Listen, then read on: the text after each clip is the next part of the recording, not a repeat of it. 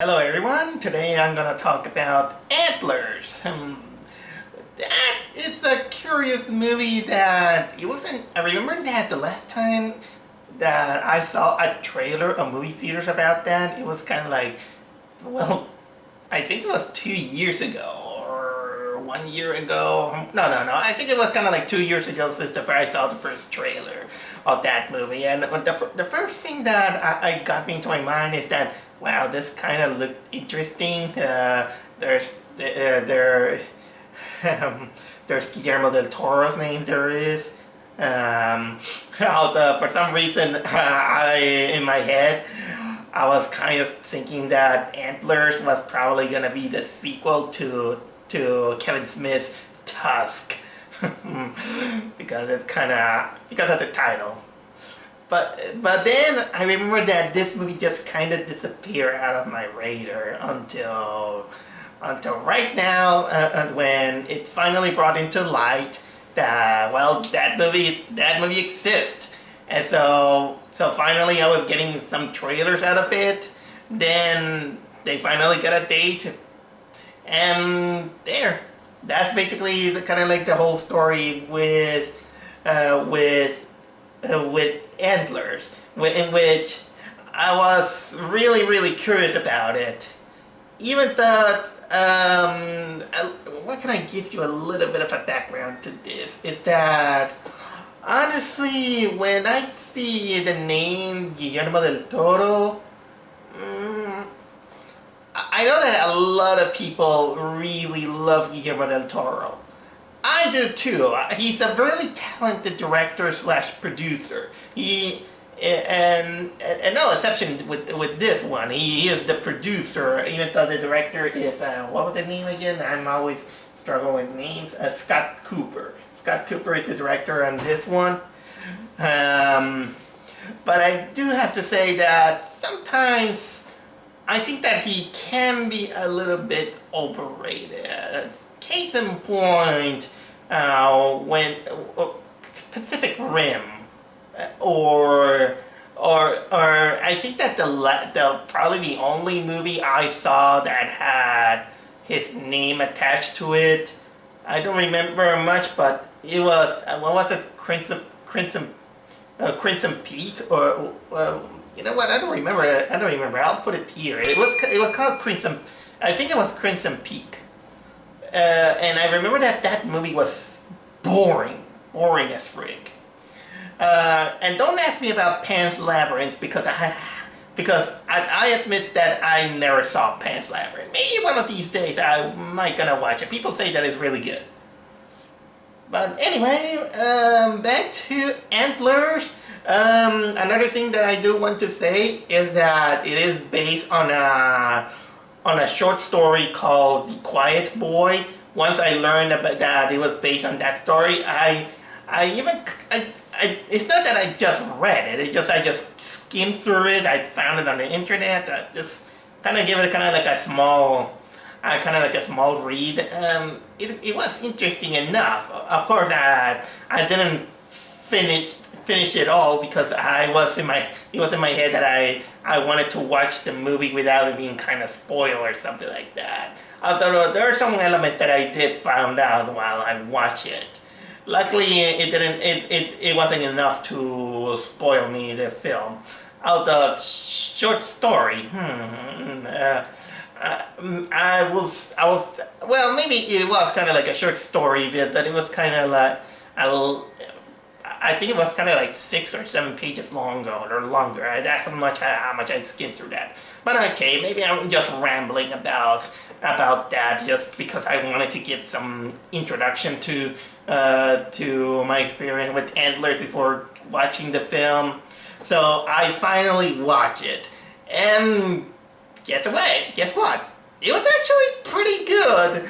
Although I never expected that I was gonna give some comparisons to Lamb. Because I just it's kind of funny that it was just me just watching a movie in which it involved creatures with antlers that made it kind of look like a demonic deer, which I'll get to that. Just when a few weeks ago, I just saw a movie about an anthropomorphic sheep or lamb, and in which it also included kind of like these creatures of kind of like this nature, and some of it also it felt a little bit like lamb, mostly because because Antlers was also a little bit of a kind of like a slow burn. It also had a little bit of atmosphere. But kind of its execution was a little bit different. Also, how can I say it? Some of the themes also felt a little bit different, even though it didn't go exactly 100% with it. But you know what? I'll say this. I found Antlers much better compared to Lamb. Because Lamb, it has big problems that it made me really, really disappointed. In this one, the more I think about it, I just thought that it was a really good movie. It's really good. So if you kind of like some, how can I say, kind of like a slow burn atmospheric horror movie that it might have some scares, it have some things that is gonna make you think, like for example kind of like the theme of dealing with nature or dealing with things from the past and not letting others, you know, suffer kind of a little bit of the same fate, or if I want to be a little bit more direct about the coping about some certain kind of abuse with some supernatural element or something like that, I think this is something that you could check it out. So I give a little bit of a high recommendation. So with that said, I think it is time for me to talk about the elements about this film. Okay, here's the plot of this movie.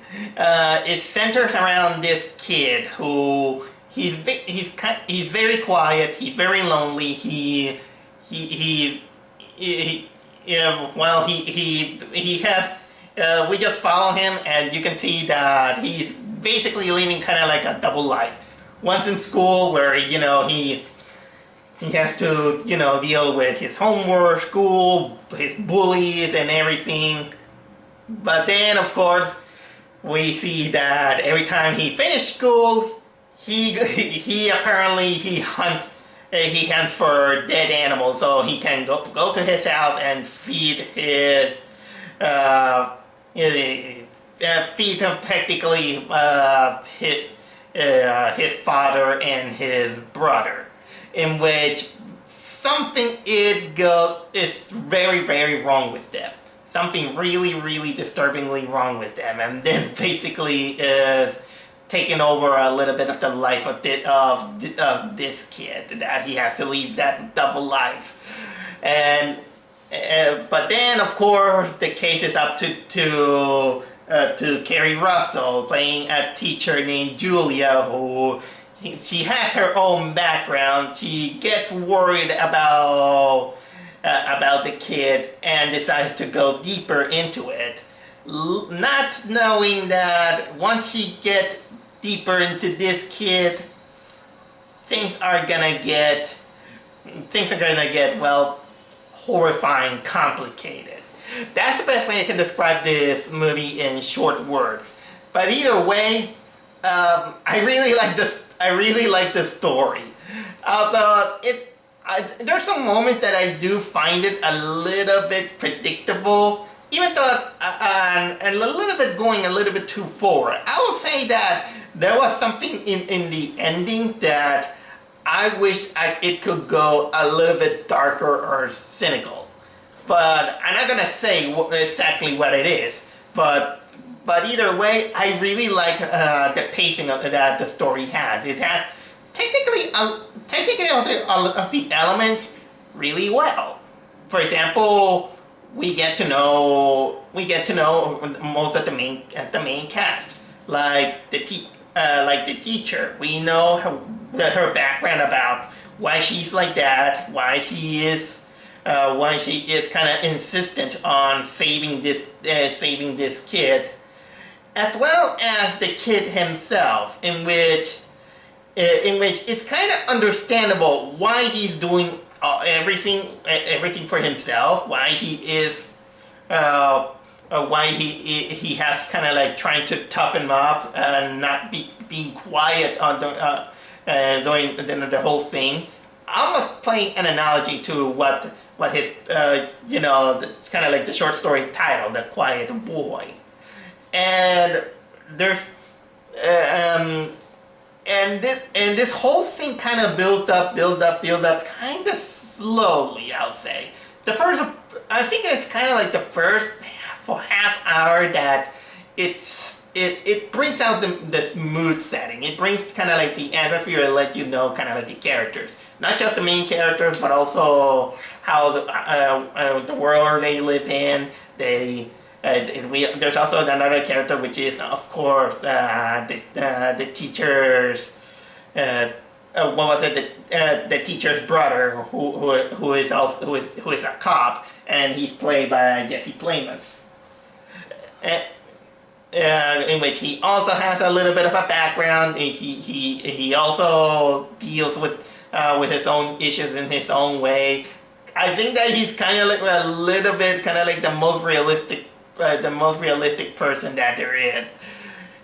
And I will say that once it is revealed, at least to the audience, that it has kind of like a monstrous paranormal thing that is going on, and then that's when things get a more interesting, at least in my eyes, since I am kind of like a sucker when we see a good monster or something like that.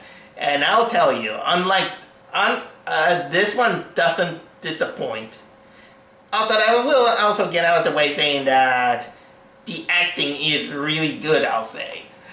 Even the kid does a good job for being a great actor. Even though, if I want to give it a little bit of a nitpick in order to not overhype this film, I might say that maybe they could have pushed the kid to act a little bit more fearful into his role. That's pretty much, again, like a nitpick, but either way, the acting, I really like the acting. Kerry Russell does a great job. Also, all the other actors also do that very well. That's pretty much I have to say. It has come to be very obvious that once you have a project that is backed up by Guillermo del Toro, you're gonna notice that the cinematography, the ambience, they're really top notch, and boy, that you're not gonna notice that the cinematography, the location, they really look good. But at the same time, it kind of puts the mood of what the movie is, especially because everything is kind of a little bit grayish, rainy, foggy, in which both it kind of encompasses how Oregon looks like, probably during Halloween, because honestly, I say that because there is a scene in which it shows kind of like this pumpkin drawings on a school, in which it kind of shows you that this whole thing is set on on autumn, kind of like between Halloween season. It feels rainy, it feels a little bit foggy. And like I said, it also puts the mood that this movie is kind of depressing, and it is in ways. It is in ways a horror movie with some sad undertones when you think about it. Although it does help, of course, bringing down things that is kind of mysterious and kind of a little bit kind of murky in one way or another. Although one thing that I will say is that it doesn't technically specify what is the time period that this movie is set, because almost nobody had smartphones. They're using they're still using conventional phones. So if I had to guess, but this is just a guess, apparently they're making this movie set on kind of like in the early 90s or 80s. But that's just me. Although I kind of makes me get that sometimes now that that they wanted to take advantage of that, if they don't have you know, top-notch technology like laptops or smartphones, it's gonna feel that they're living kind of like in a more helpless time period in which security is not exactly top-notch and everything, so they're gonna have to work on with the limitations. And speaking of which, here's something that it kinda a little bit rubbed me a little bit, in which because I don't know if they still do it or they did that, but it kind of bothers me, is that in this one, apparently they go to a school in which they have no lockers, no it's kind of like a small school, I'll say, but they have no lockers in it, so much that they have to leave their backpacks outside of the school. And I'm not an expert on anything. I don't know how they did that in this time period or something like that. And I just want to ask, did they do that? Did they do that? Did all children before going to school, they have to leave their backpacks outside? I mean, I can understand shoes, but their backpacks makes me question. It's just a legit question. So please kind of answer me that. And now I think that is kind of like a little bit of time for me also to talk about some story elements, because at first I wasn't kind of like buying it a little bit, and but then when finally it is revealed kind of like the creature, and then it becomes to talk about the lore of that creature, this is when I just caught my interest. It was like, wow, go on. Because here's, I might spoil a little bit, but it kind of bears talking about it. So at this point I will say that please go watch the movie, because I'm going to talk a little bit spoilerish about this. I'm not going to bother too much with with my spoiler warning as for right now, mostly because I don't think that it needed a little bit. Okay, maybe I'll do it when I get to the super spoiler, but I'll get to that. But honestly, I really like that the creature that they get involved into is none other than Wendigos. For those who doesn't know, Wendigo is kind of like this Native American folklore, in which basically they are creatures that they become that kind of they're the essence of hunger and greed, in which it can infect others, but basically they become cannibalistic. They search to eat to cannibalize other people and everything. They eat other creatures, but they also eat up people. So that's when of course we got this when they mentioned the Wendigos, with of course then kind of like the Native American in the city, which is he's played by Grant Green. I was like, oh. Funnily enough, because at that moment I was thinking kind of like the same, because it kind of reminded me of Until Dawn. Yeah, you know, the game Until Dawn. but either way, yeah, it's about Wendigos. I kind of begin to notice mostly because of the behavior of the monster, which is kind of tragic because it is because in the beginning of the movie it didn't show that the kid was actually was kind of in a bad situation until it affected his father and then his little brother, and of course, uh, well, the kid not knowing what to do. I mean, he basically just had to lead this double life in order to protect both his brother and his father, and not get people involved. So he had to, deal with the school, sometimes his bullies. But you're gonna notice that the poor kid kind of lacks of sleep. He has to fend for carcass and dead animals, or even kill off a skunk in order to feed his father and the child. It's just kind of creepy, I'll say. Boy, that it is shown. You feel kind of bad a little bit for this kid. I'm not gonna lie. Even though I'm just kind of like the guy who is not exactly into creepy children genre, but this one kind of a little bit gets a pass.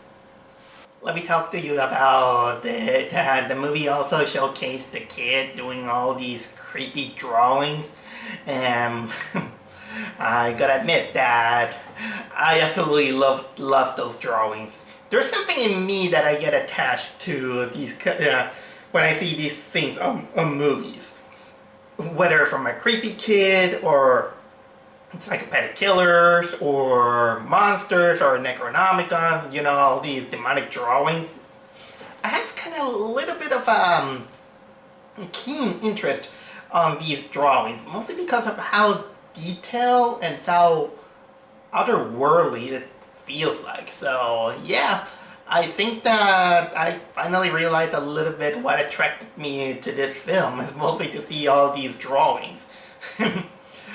Yeah, that's a little thing that I did wanted to talk about. And going back a bit on talking about the themes about this movie, I don't want to address that it kind of showcased that it wanted to make a theme about parental abuse, emotional abuse, or even there's kind of a little bit of a moment that showcase a little bit of sexual abuse. It's mostly shown a little bit only to showcase the psychological background of the Kerry Russell character, in which it kind of helps out, and I'm glad that it's not exactly hammer into your head that yeah, that's the theme of it, and you're gonna stick with it. The whole thing is still a little bit vague enough, but giving you the information enough to know this character and why does she feels that she does all these things for the kid, because mostly she kind of feels that she sees herself in her shoes, what the kid is going through, which I gotta admit, it's kind of funny that the first time that they kind of believe that is that everything it kind of the kid was dealing with some parental abuse, but honestly, yeah, it wasn't that. It was just monsters that the kid had to deal with. Although, now that I think of it, this whole theme with the teacher in the background, I think that it might go both ways. That it goes in favor, but also against it. And that is because, how can I say? Well, in ways, yeah, you could feel that the teacher might have some genuine feelings towards the kids, genuine empathy, but at the same time, it kind of makes it feel that the teacher is just doing all these things a little bit more kind of like an excuse to bring down the demons from her past and everything. But well, yeah, well, you know, sometimes people try to cope with those kind of like that. So, but I don't know if, but that. But when I think about it, that kind of makes it a little bit disingenuous. But this is just me, kind of like a personal opinion about it. It doesn't technically harm the saying that, well, this movie has kind of like a character that has good intentions. Although sometimes I want it sometimes to see, especially in these kind of movies in which good intentions technically backfired.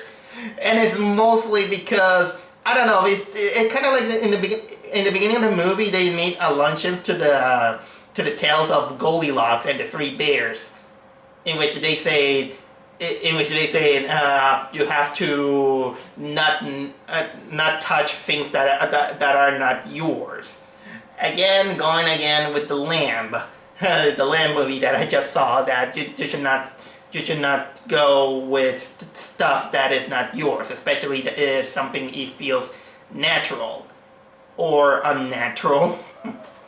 Well, whatever it is. Yeah, so that's technically a little bit of the feeling that I do have to say. Yeah, I do want to also talk about a little bit of the technical things that this movie has, in which there is. I gotta advise you that this movie does indeed has gore.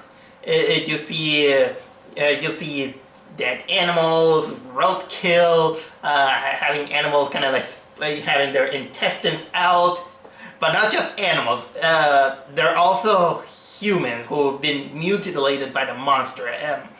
My God, these are probably, I would say, probably the best corpses I have seen in a long time in movies. And honestly, I sound ironic when I mean best, because man, how can I describe it? Kind of like the heap of corpses that they find. For example, there's one in particular that it's not just kind of like a dead person. You see almost everything, kind of like decayed / mutilated, almost like okay, how can I describe it? Okay, this is gonna sound a little bit nasty.